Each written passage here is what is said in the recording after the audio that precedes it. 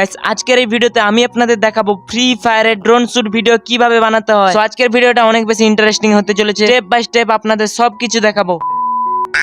সবের প্রথমে আপনাদের গেমের সেটিং অপশনে আসতে হবে। এখানে গ্রাফিক্স এর সেটিংটাকে একেবারে হাই করে নিতে হবে, যার ফলে স্ক্রিন রেকর্ডিং করার সময় ভিডিওর কোয়ালিটিটা মারাত্মক লেভেলের আসবে।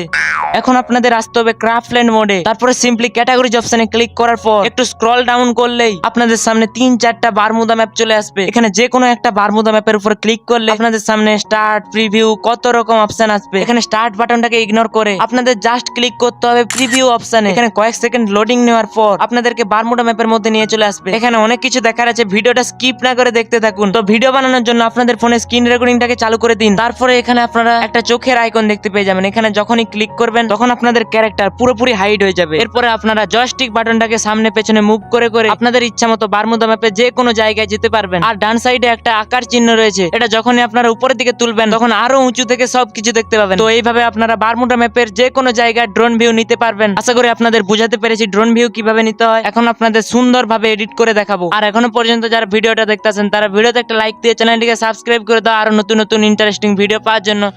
ভিডিওটা এডিটিং করার জন্য আপনারা যে কোনো অ্যাপ্লিকেশন ব্যবহার করতে পারেন। তাই এখন আমি ক্যাপকাটের মধ্যে চলে আসছি। এখন ভিডিওটা বড় করে দেখাচ্ছি আর ইউটিউবের রেশিওটা সিলেক্ট করে 2 আঙ্গুল দিয়ে পিঞ্চ করে পুরোপুরি ফিল করে দিতে হবে। তারপরে ভিডিওর কোয়ালিটি বাড়ানোর জন্য অ্যাডজাস্টমেন্ট টুলের মধ্যে আসতে হবে। তারপরে এখানে ভিডিওর কোয়ালিটি বাড়ানোর জন্য স্যাচুরেশনটাকে অল্প বাড়িয়ে নিব। আর শার্পেন বলে যে টুলটা রয়েছে ওটাকে অবশ্যই 100 রাখতে হবে। এটার ফলে ভিডিওর কোয়ালিটিটা আরো বেশি ইনক্রিজ হবে। আরেকটা জিনিস করতে হবে, HSL অপশনে গিয়ে সবকটা কালারের স্যাচুরেশন গুলো অল্প অল্প করে বাড়িয়ে দিবেন। এর ফলে ভিডিও আরো বেশি উজ্জ্বল হবে আর দেখতে অসাম লাগবে। এই সব কিছু অ্যাডজাস্টমেন্ট করার পর এখন আপনাদের ভিডিওটা দেখাই।